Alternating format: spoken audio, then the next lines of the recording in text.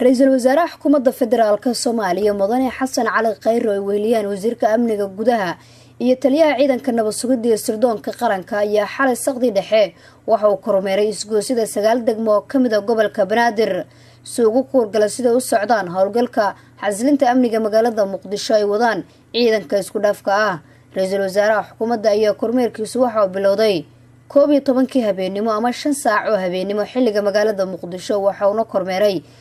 isgoosida degmooyinka Wadajir, Howlwadaag, Warta Nabadda, Cabdicaziis, Shangaani, Xamarweyne, Yaaqshiid, Waabari iyo degmooyin kale kuwa oo ay dhammaan howlgalo ka wadeen ciidanka isku dhafka ee xasilinta amniga magaalada Muqdisho. Ciidanka ayaa istaajinayay gaadiidka ra'iisul wasaaraha oo si kadis ah ugu tagay iyagoo hubinaya qofka wadata iyo aqoonsiga lagu cadeyn karo shakhsiga wata cidda uu yahay gaadiidka. Ra'iisul wasaaraha ayaana abaalmarino ku dhiirigelinaya ciidankaasi siiyay difaacaya sharafta iyo amaanka dadka Soomaaliyeed. Ra'iisul Wasaaraha Xukuumadda Federaalka Soomaaliya Mudane Xasan Cali Khayre ayaa isgoosida qaar kula kulmay dad shacab oo badnaa dhalinyaro isagoo weydiinaya xaaladda amni ee xaafadda ay degan yihiin. Halkan waa isgoyska Tarabuunka oo Ra'iisul Wasaaruhu si caadi ah ula sheekaysanayo dhalinyaro ku caweynaysay halkaasi.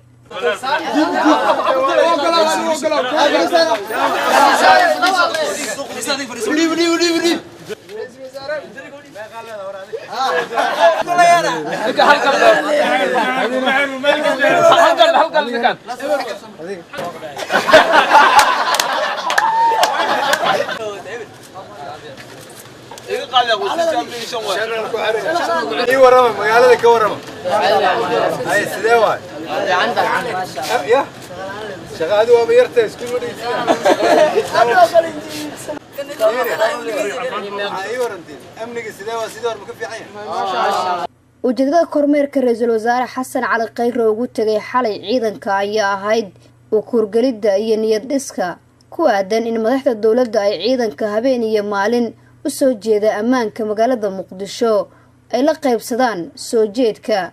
iyo inuu wax badan ka ogaado xiriirka bulshada iyo ciidanka u dhaxeeya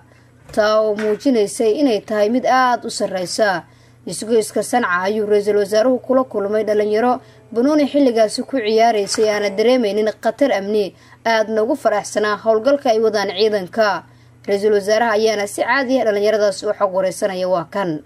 يا جرنا يا نيجا خير الصومالي هاي زيتي بيعدي ما شاء الله نانك حافظ دار توكل لو خرج ما عديس السلام عديس عدنا نقول قاننا هاي قرب كين الله قضى ان شاء الله الى علي يدلكين ان شاء الله ان شاء الله يا وريا السبب ما غادر سلام يا ما شاء الله هذا رادي وين ما عيالي وفي سنة يا أبو حريف شلتكم منو يا نعم كسامي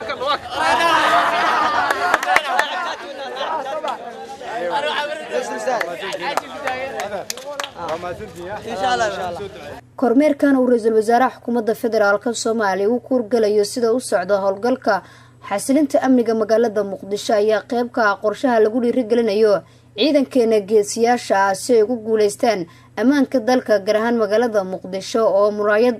u ah dalkeena ammaankiisana laga qiimeynayo hadba sida uu yahay. Nasr Bashiir Cali, warbaahinta qaranka magaalada Muqdisho.